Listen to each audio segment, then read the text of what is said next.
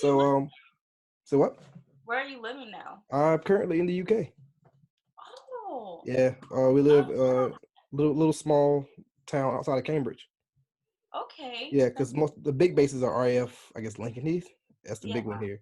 So we're not at that one. Yeah, the other one. There's that one, So and then then not that there's a really small one no one ever heard of, and that's the one we are at. one. Yeah, Okay. but even people who lived here, they were like, where's that base? And we were like, yeah, don't worry about it. But I guess so we're live. What's up, y'all? Welcome back to another episode of your favorite podcast, The Misplaced American. I am your host, Justin White. This week I have an amazing guest, a good old friend of mine, I guess I could say. The very beautiful, sensational fashionista, if you will, uh, the prodigious Paula. Guess I say Great it correctly. for the Joyce Paola, yes. How are you doing? I'm good. How are you? Good. Did you want to introduce yourself with people who don't know you? Okay, well, my name is Paola. I go by Prodigio's Paola on all of my platforms. And yeah, I don't really, what other introduction do you, like just my name or like about Well, yeah. I mean, my because security number? No, I'm just kidding. but so wait, so you're currently living in what, New Jersey, New York, Jersey, yeah. Jersey? How long have you lived there? I'm going, this year will make 3 years in October. So I was stationed here back in 2008, no, 17, 18. I'm sorry, Yeah, no one knows what time all is the anymore. years literally just jumbled together. So 2018. So I'll be going on 2 years. So how's Jersey or Jersey compared to, like, I guess everywhere else you've been in the world or lived in the world? It has its pros and its cons. Like it's definitely very cold. That's one thing that no, I don't. I'm not a fan of. No, you're coming from like a tropical island to go into cold is not a. Yeah, I wanted to get stationed here, which is crazy because I wanted to be close to New York. I've always had this fascination of wanting to live in New York, and I was like, well, while I'm in the military, like this is about as close as I'm gonna get. Right. And then I got here, and I'm like, okay, well, New York is great, but this winter, like, I'm originally from Peru, so, like we don't know how to deal with the cold. Um, and then I got here, and I was like, okay, well, as soon as I get out, I'm leaving New Jersey because I love it, but this Right. weather's not for me. And then here I am, 7 months after getting out, still here by choice. So it grew on me. See, yeah, I definitely I also love I love cities. I love like the hustle and bustle. I love the idea of being around like anything I want in walking Yeah. distance. But yeah, but for some reason I've always been in the countries. I was like born and raised in the country. I'm from North Carolina, so it's just everything everywhere I go is country. And but I want to be in a city. Like I want to be somewhere where I'm dropped off and just constantly, it sounds weird, bumping into people or trying to get around people. I want to be a taxi ride away from somewhere. I want to jump on a train. I love that idea. So Same. like with here, it's like, like, because you live in Jersey, I live outside of Cambridge, so I have to catch a train to go to London.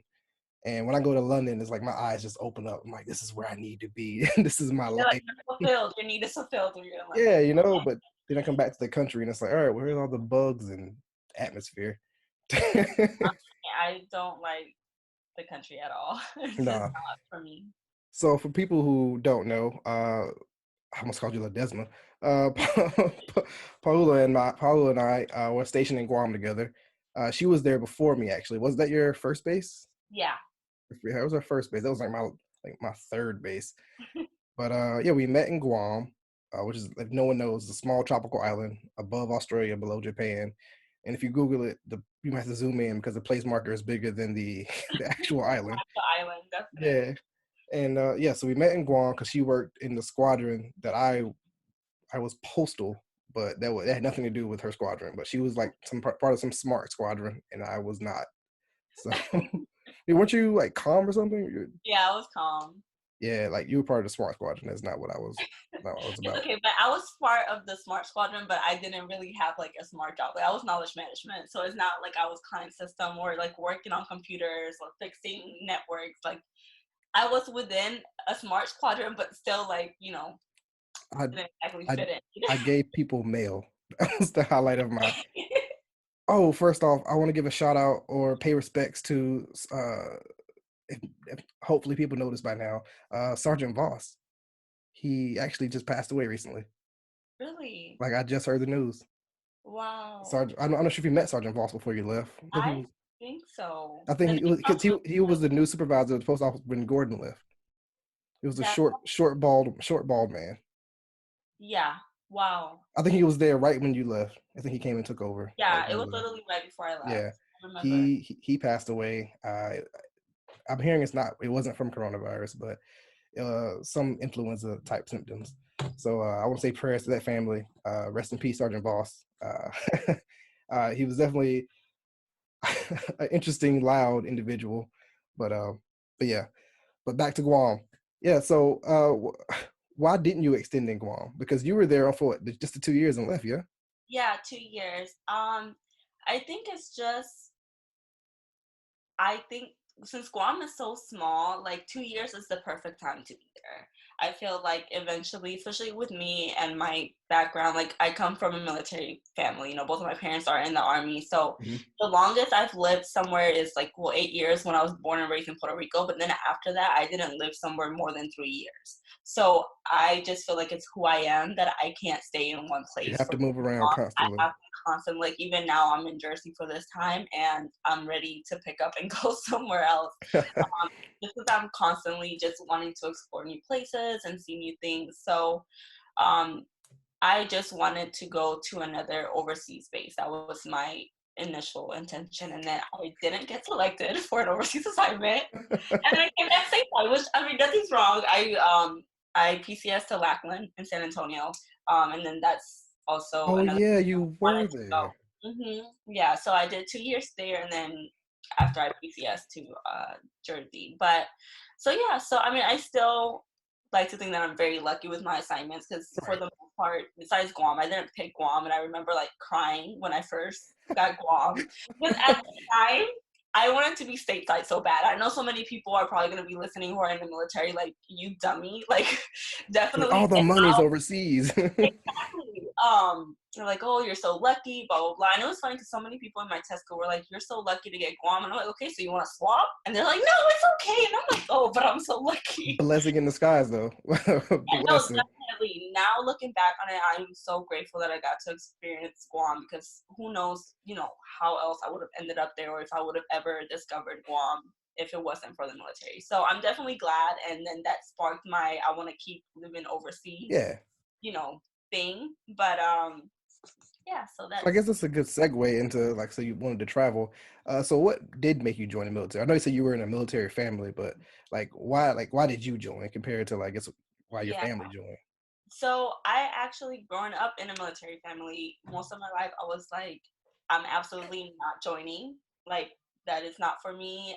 I back then I was not grateful for the experiences that I had and moving around Right. so much. So I was like, I just want a normal life with my normal friends that I've known for like 10 years. So Yeah. I just want to build that life for myself.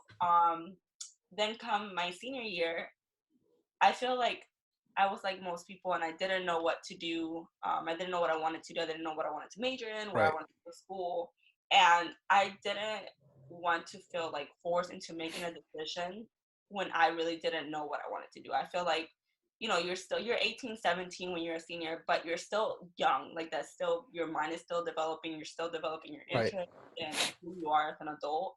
Um, so I felt like I was not ready to make that commitment into a degree that, let's say, I ended up not liking, and now I have all this student loan for a degree that I don't even like. I don't, you know.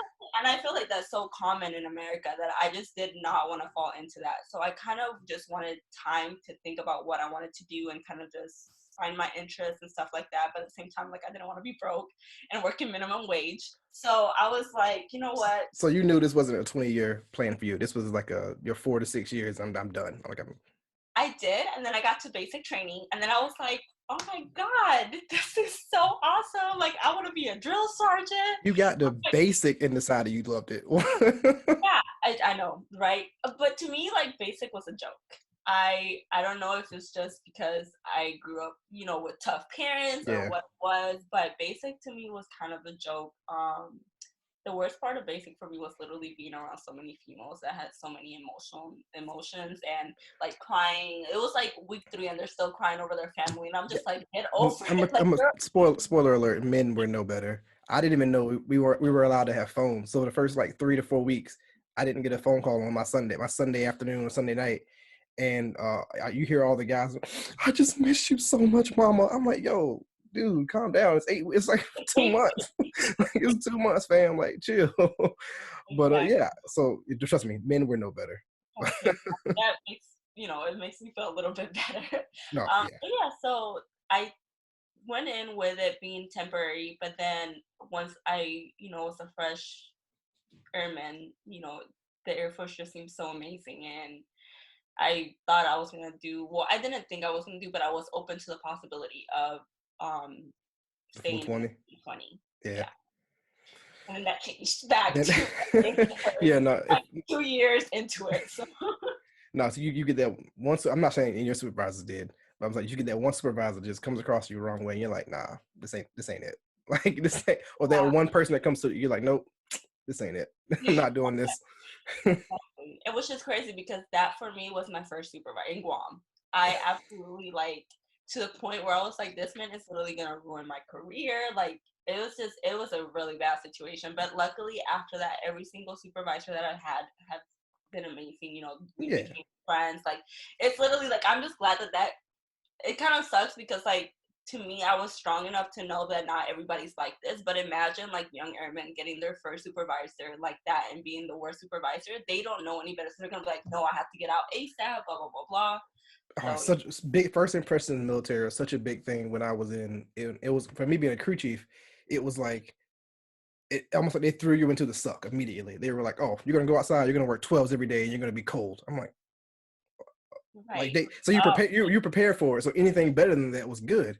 Whereas when I went to Guam and I saw like I was in Italy. Yeah, I was in Guam next, and I remember seeing all you guys, and I was like, "Is this your first base?" I was like, "Yeah, this is our first base." I'm like, "Yo, you got a cake base for your first base? Like you get 4-day weekends every month? Like it was." I was like, "Your supervisors don't care. Everyone comes to work drunk on like Wednesday afternoon, Thursday night. Everyone's drinking from Thursday to Sunday. Everyone's drunk." I'm like, "Yo, this is a terrible first base for a first term airman." Because I was like, because you're gonna get all these lazy, lax people, and then you're gonna go to your next place or somebody from another base come here and be super strict on you, and then you're gonna be butthurt. I hate your life. Like welcome to reality. Yeah, like I told everyone that I was like whenever the new airmen came and they were just super chilling out with like supervisors and stuff, I was like, yo, Sergeant Gordon, he's chill.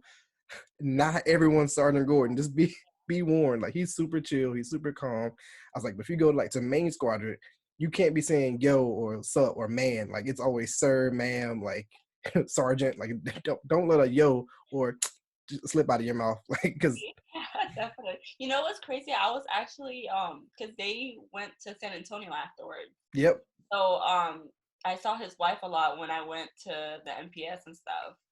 So definitely a small world. That's one thing I appreciate about the he military. loves Texas. Like they're both out now, but he loves Texas. He loves Texas. He's still there. He loves Texas, and Yeah, he's I like, love Texas. Like that's where I plan on moving back to because I absolutely like everybody's like, what? I was like, look, Texas, like that's why they call it the best country on earth, okay? it's too big, man. It's too big. It's not my thing.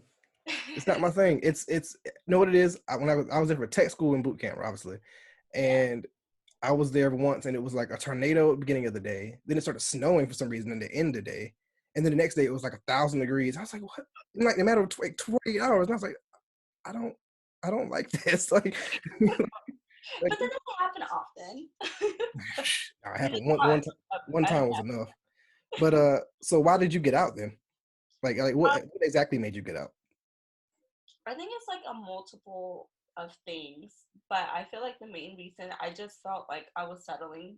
I felt like Mm. obviously since I didn't join with like the fact that oh my god I want to serve my country, like this is my calling, I just love the military so much, like I You didn't didn't get join. an Air Force tattoo? Come on. I missed my appointment, so so yeah, but I feel like since I didn't join with that passion, like I just knew that it it wasn't really for me like long term, and I felt like I was just settling, and what was convenient for me at the time. You know, the Right. job security, the pay security, the benefits, stuff like that. You know, it kind of Yeah. puts you in a comfortable situation that you're like, well, my life isn't amazing, but you know, it's better than most, so I can't complain. So I feel like I eventually just snapped out of it and realized that I'm not getting any younger. And What are you, like 26?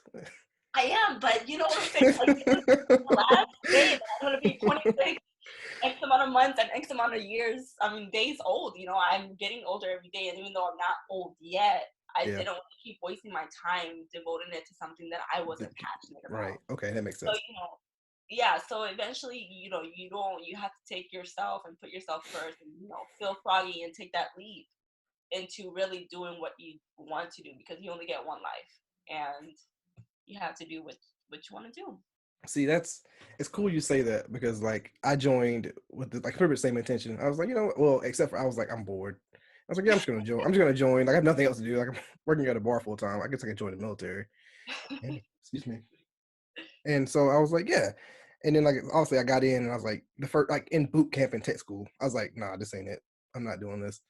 And so yeah, I did my 2 years as a crew chief, and then you know all the crew chiefs are miserable, and but they love being miserable. Like, and they you know you do anything to try to find your way out. Everyone's like, you're not gonna get out of this job. You're stuck in this job forever.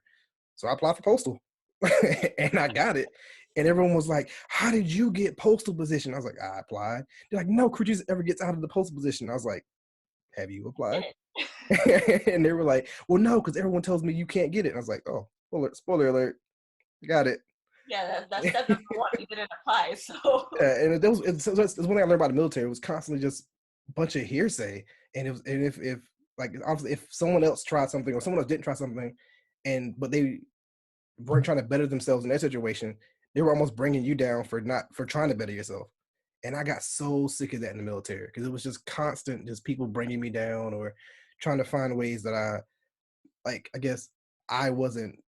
I was trying to better myself to be, I guess, a better at the time senior airman or better A1C. I was trying to get, like volunteer and stuff. They was like, "Oh, you're trying too hard. You're a kiss ass. You're sucking up." Like, oh, and like you're. I'm like, oh well, maybe I am trying too hard. And it just the whole thing was just but miserable. yeah, and I think that's one thing that they don't stress enough in the military. You know, we have trainings left and right for everything under the light, but I don't think that we emphasize enough on just personal growth and just knowing who to surround yourself with. You know, obviously if you surround yourself with all that negativity, that eventually is going to start bringing you down, and it's going to change the way you think subconsciously. Like you could be the most positive person ever, but if you're not surrounding yourself by the correct people, it's going to bring you down. So it's like you literally is so energy and all of that and atmosphere and all is so strong and so real that, you know, people just need to watch who, even if it's family, close friends, you know, maybe don't cut them off completely, but, you know, learn to take them in doses and don't let their thoughts overpower your thoughts. It's so funny. I'm sorry. It's a completely side note here. Hearing you talk and you almost sound Spanish sometimes. And like, sir, I was like, I keep being like, oh wow, she does. She is Puerto Rican, but Yeah. but yeah, no, I 100% agree. Like I remember you in Guam, and like your circle of friends were always just so like you. I think it was you, Vanessa, Paige, I think it was, and like you guys were just always so bubbly and happy. And every time I saw you guys out, you were just dancing and having a good time. And I don't even think I ever saw y'all drink. I think I saw one person drinking, but I don't think your group ever like got drunk. I don't remember seeing you guys drink. I Okay. don't. I mean, okay, I wouldn't say we were like heavy drinkers, but obviously if we went out to the Pentagon the days, right? Talk about Oh memories. God, Pentagon. That was the We definitely had our nights, but yeah, no, it wasn't like our lives weren't revolved around drink. It's not like cruise ship life where it's like drink and a side of drink. You know, oh, it's yeah. 9 No, a.m. I just woke up and we have to drink. You know, that wasn't our lives or like the environment that we were around. But we definitely knew how to have fun. no, you guys were like fun. Like man, like I just remember like I think one night I went out to what was it? I was at Old Traditions once, and I'm sorry, actually this night I think one of your friends was really drunk, and she was like I don't know what she was doing, and she like came up, she was like why, and I was like oh hi, like but yeah, I always remember like you know your group of friends always being so happy, and then like I was just around people and at the time. I think you know my friends were happy-ish, but like Yeah. but it's one thing I learned in the military, like I guess towards the end of my career was, I definitely surrounded myself with a lot of negative people, which kind of brought my views on the military down. So Right. I remember when someone else came to the military and they'd be like, oh, how was this staff sergeant? How was so and so? What's the vibe with so and so? I'm like, yo, find out on your own. Like I hate it. Or like people came to Guam, they'd be like, oh, so what's Guam like? I'm like, yo, you're gonna like it. It got hikes and stuff. I was like, but after everything else, find out on your own. I hate being the guy, you come to base, oh, this is gonna suck. It's such a small island, you're gonna hate it after 6 months. I'm like, yo, like let this Yeah, person. when I got to Jersey, so many people told me that, like, oh, it freaking sucks here, morale is terrible, blah blah blah blah. Like this is bad that we're in the middle of nowhere because that base itself is in and they were like, oh my god, you actually wanted to come here, you picked to come here, that's crazy, blah blah. And like it kind of gets to you because you're like, I was loving it, I was like, I Yeah. love it You're like, here, am I the crazy for and it's not okay, but like it's not as bad as you guys. So but at the same time it kind of like shuts you up and you don't want to speak up and be like, well, I'm having a great time, so I don't know what you guys are talking about. So it was just kind of, not that I was embarrassed, but it's like I didn't even want to like say anything that I loved it here because everybody else hates it. And I was like, I don't want you to think that I'm crazy Yep. or something. The whole misery But loves company thing, man. Miserable people love to bring you down to their level, and it's yeah, such a drain. It's excuse me, but yeah, it's terrible. So have you? I guess since you've been out, how long have you been out now? 7 months. Oh, fresh Technically, out. Did you do yeah. guard? Did you do guard or anything when you got out, or you just, No, I definitely didn't want to do guard because I didn't. Another reason why I got out is because I didn't want to be in a contract anymore. yeah, I like when I was young. Obviously, I didn't really think about it, and I was like, yeah, sure. Here's 6 years of my life, whatever. And I extended for one, so I did 7 total. But I was like, yeah, whatever. But the older I got, and the more like different opportunities started coming up for me and that I couldn't take because obviously I can't just take a month out to right? do something, or I can't just travel like pick up and blah blah blah. So the fact that it was hindering me with certain opportunities, I knew that I didn't want to be in that scenario where I was in a contract with anybody. So I didn't want to do guard for that reason because I think you have to do a contract. And then I Right. thought about reserves, but not enough to where I was convinced that I would want to do it. It's still in the back of my mind and it's still an option, but I feel like I'm so fresh out that I felt like I was in prison, like, yo, I'm fresh out the Yeah. pen. No. Um, Keep fighting. that, Keep that feeling. Keep fighting. Like it gets rough, but like everyone talked to has reached a point where they living their life on the way out, or like while they're out.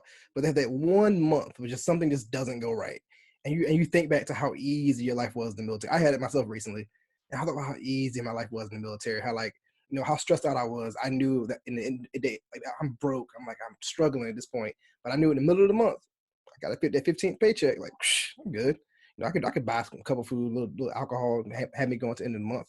But you reach that 1 month, like everything's doing good, but for some reason something just tips you off, and you're like, man, life was good in the military. like what? yeah, So you kind of forget about the reasons you got out. Like, you kind of yeah, start sabotaging yourself and start trying to convince yourself that that really is what you should be doing.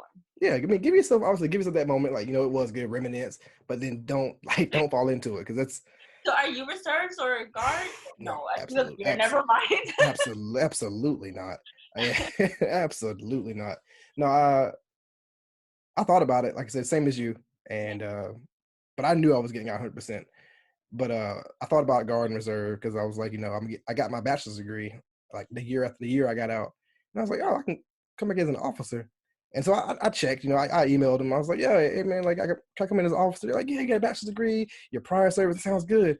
They're like, do you collect disability? And I was like, yeah. They were like, oh, well, to apply, you have to denounce your disability. I was like, Yeah. so is there a guarantee I get in as an officer? They're like, no. So I was like, Yeah, like not so worth. I was like, so you're telling me I'm gonna give up my guaranteed money every month for the rest of my life for a possibility to do something? They were like, yeah. And I was like, have a good Yeah, day. have a good day. All respectfully, have a good day. Goodbye. Oh, wow, I didn't know that. That's interesting though. Yeah, so if you were thinking about that, if you get disability, if No, you I'm not and that's another thing. I get absolutely no disability. Everybody's like, what? Yeah, no, nothing. Yeah, I know. I wish. It sucks. did you Like, never go to the doctor while you were in the military? never, literally never. Nothing was ever wrong with me. And like I wish I would have like it's like I'm grateful, but I'm grateful at the You same couldn't time. make up an eye itch or something. No, Yo, not that I was being good. Because okay, so here's the thing: I wanted to deploy so bad, and I was like, no, you hear the rumors like, oh, well, if you're in a profile or blah blah blah blah. So I wanted to make sure that my health was 100%. yo. So that way, if a deployment came up, I would be good to go. Now that I look back, like there's some like there's loopholes and ways around it, and like even if you have a waiver, it depends how bad it is. Like Yeah, like, so, yo. I So mean, did you also never deploy? no, I deployed once, Oh, see, but okay. I deployed to Africa, so it was really like summer camp. You're lucky. I went TDY to Africa, so it was I was there for like a month and a half, I think, in Morocco. But it was around the Oh, time around the time we got kicked out of the country. oh. So like the king there didn't want anyone because it was like this illegal militia going on in Africa at the time. And so I was like, so I was TDY in Marrakesh, and we were just like 5-star resort by the pool, and we got told I went to work one day to like catch the jets, and they were like, hey, so we're not allowed back on base. We don't know when we're allowed on base, so you guys need to stay on the resort until this whole thing is sorted out. So like 4 weeks later, 4 weeks later, we were allowed on base to send the jets home, and I was like, all right, sweet. So I had like a four Yeah, week. that's the resort in Morocco. Just paid by the Air Force. Yeah, it's one thing I do miss about the Air Force was the TDYs and the travel. Like that's probably the biggest thing I miss. Because like you said earlier, you enjoyed moving around every 2 to 3 years, and I was the same. When I was 18, 17, 18, I moved out of my parents' house, and from that point on, I haven't lived in the same place in for more than 2 years in my life up until I moved here and in the UK, and now I'm actually trying to permanently live here because I love it here so much. You know. Um, but yeah, I love moving around so much. It was one thing in the military was just the TDYs, and I never deployed, but I wanted to deploy and just constantly meeting new people. I love meeting new people. Same. So have you found it, I guess, since you've been out, I guess 7 months, it's still fresh to you. But I see like your social medias and I see like, like your YouTube, and I'm like, she's living life. Like she's loving it right now. Like, like have you found it, I guess, easier? Like, I think it has its pros and cons, like everything. Some mhm. things are easier, some things are harder. Overall, I definitely will say that I'm like it's still fresh, but so far, I'm definitely extremely happy that I got out. My happiness is definitely leveled up. Yeah, And that, from that, everything else just kind of uplifts itself. I will say what is harder though, like, well, not really harder, but it's just like a thing that people who join, especially right out of high school, have to learn that in the civilian world, like you don't have your first sergeant that you could go to with whatever issue you have. Like it could be the wildest, whatever. It's like basically, I always think of like, I try to explain it like that's like your dad and your mom. yeah, And you have a problem and you go to your dad or your mom, and then they obviously have all the answers or not the right resources to point you to get it fixed. So that's the only thing now that, and not even just that, all the benefits that you basically, they set up your life for you and they're like, here, you just have to go to work. Everything else is pretty much yeah. taken care of. Down to what you have to wear, like down to your socks Exactly. and shoes. Like it was easy. Exactly. So now in the civilian side, it's kind of every man for themselves. You have to find your own resources, solve out your own problems, things that I didn't even know I needed. Like, you know what I'm saying? So it's like stuff like that, that I want to say harder, but it's just, a new learning process for me. Since I did join straight out of high school, so I didn't really have any adult life experience outside of the military until now. All right. So other than that, though, loving life. It's Yeah. definitely. So what actually what do you actually do? Like what's your job outside the Air Force now? So I have two. I do on the weekends. I do bottle service at a club. Well, obviously not now because of quarantine. And that's one thing. So many people downplay it, and let me tell you, that is the easiest money. I wish I would have had that like part time while I was still in, because it's like literally 1 or 2 nights a week, I'm not like knocking it. 5 hours, and like I'm if talking I about did that every weekend, I would have like basically doubled my salary what I was making in the Air Force. Like it's crazy. The benefits of being a female in this world. But and then I do life insurance. I sell life insurance. So life oh well insurance. that's one thing I didn't see on your social medias. I didn't know that part. Yeah, no, I mean, not keep it private, but like it's new also. So I'm still getting the ball rolling with That's that. good. Good for you. Are you still? I'm not trying to. I'm not trying to dig up old wounds here. Are you still with the handsome gentleman with the beard I saw you with on the? Okay, you know we want to talk. We want to talk about that. We want to talk about that. You know, we move on. We can, we can move on.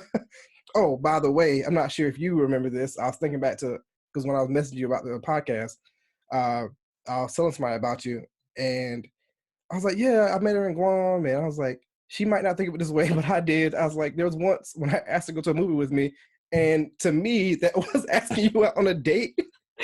But to you, I'm pretty sure it was just a guy, a friend asking you to hang out at a movie, and I was like, she probably doesn't remember it because it's such a minute I thing. don't remember that. I know you don't, and I'm so sorry. it's fine. It's fine. It's. I was thinking about it. And I was laughing because I was like, I forgot about it until like I was talking about stuff like in Guam, and I was like, yeah, Yeah. I went to see Adam. I think it was an Adam Sandler's movie with her, and because you were one of the people in Guam. Obviously, you're one of the pretty girls in Guam, so it was like, oh, whenever she's single, everyone's like gonna swarm and say whose chance is next. And I think someone had said like you had just like got a relationship. And I was like, who was one of your female friends? Was it Gomez? It was someone. Oh, Gomez, I remember. And That's funny. but That's I funny. but I was like, yeah, man. She was like, because I think I was like, oh, your friend Ledesma's cute, and they were like, oh, she's like, I think she's single now. And I was like, oh, I messaged her, want to hang out, we go to a movie. And you were like, yeah. And we saw a movie, and then I was like, I think that went well. Then like the next week, you had a boyfriend. I was like, cool, cool. Oh God, you're making me sound like such a terrible person. No. Good, you should feel bad. No, but no, that's something I thought about. Anyways. Yeah, that's So, funny. so speaking about your social media and like obviously you have your beautiful Louis V wall behind you, and She painted. what made you? Because I remember in Guam you were always like into like your like photography and like so like. Yeah. And then I remember seeing you like when you left, it kind of just blew up, like you were constantly like changing your hair, and it turned into like like for some reason you went from like like 5,000 followers to like 10,000. And I was like, what the heck just happened? And then you had this thing where I guess someone stole your pictures and was selling pictures of you or something like that. And Still to this day, people do that. It's so creepy. I feel bad for people because they're really getting catfish out here with my pictures. yeah, man, tell that fake profile, send me my $20. But Right? Like, let me get my. You can use my pictures, but just let me get my percentage, all right? Because you wouldn't even have that money if it wasn't for me. so what made you like what like brought this along? Like, did you just see somebody like, you know what, I can make money off? It wasn't really on purpose. Like, I didn't build my Instagram with the thought of like, oh, this is what I want to do, especially like back then, like in Guam, especially like I feel like the whole social media influence and all that was just starting out, and it was kind of starting to take off for people and Instagram and all that. Right. But I never really saw it as that until probably once I started not blowing up, but getting more followers was like 2017 when I got here. Actually, so yeah, I got here in Jersey the end of 2017. And that's kind of when it started to happen. And it really all was because of those like the military shout out pages. Oh yeah. Yeah, so there's one, all of them are kind of like they're okay, but there's only one that I really like stand by and like support, and I know like they could use my pictures for whatever, like they know, like I know the owner and she's amazing, and that's Curves and Combat Boots. Because like I feel like, especially since it's ran by a woman, like it's just in a very non-creepy way and like woman empowering Yeah, type of way. I'm not posting nudes of women here. Like, this is gonna be like something tasteful. Almost. Yeah, no, it's awesome, and like it just builds like such a platform for women. So I love what she's doing with that. So, but her page is huge, like the Curse and Combat page is huge. I don't know exactly how many followers, but it's definitely like the hundreds of thousands. So she randomly shouted me out. Well, she contacted me and she was like, "Oh," because she does like a little paragraph, right. which I also like because it just shows more than okay. Well, it's not just a hot girl, like she has this going for herself. So it just brings people together and all of that stuff. Yeah, I'm not screenshotting a picture and posting it. Like, this is something behind this. Like, there's Exactly. Yeah, a person behind this picture. Exactly. So she messaged me. She's like, "Hey, like I would like to shout you out. Like just write a cute a little paragraph about yourself." So yeah, I did that, and then that was the first wave of like mass followers. So that's when I think I got to like 10K, and then from there, obviously, then more military pages start noticing, and then they'll shout you out, and then you get a little bit from that, and then she shouted me out again like a year later or so. Then that's when the next wave came. um so, And then she so, blew up, guys. I'm telling you. so Like I check owe her it out. all to her. She got like 1.9 million followers or something. Yeah, Like one day, not yet, but one day. But yeah, no, so that's but when the first wave started happening, that's kind of when I took it seriously, like, okay, well, maybe I could start building my social media for like as a business instead of just using it for fun. um and yeah, that's kind of how it started. And I was, like you said, like there's so many other people doing it, like that literally are making so much money to just live their life. So it's kind of like, why not me?